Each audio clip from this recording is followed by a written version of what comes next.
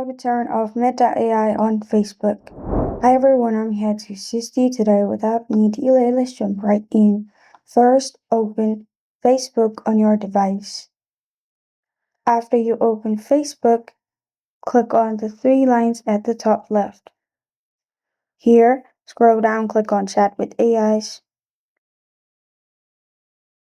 Then, from here, you'll find the Meta AI section. After you've clicked on the Meta AI, click on its name at the top.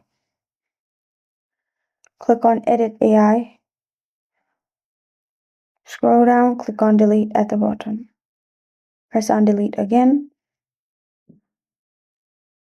And after you do that, you're good to go. This is how to turn off Meta AI on Facebook. Thank you for joining me today. If this video helps you out, please leave a like and subscribe for more. Got a question or want to suggest a topic? Comment below. Thank you for watching.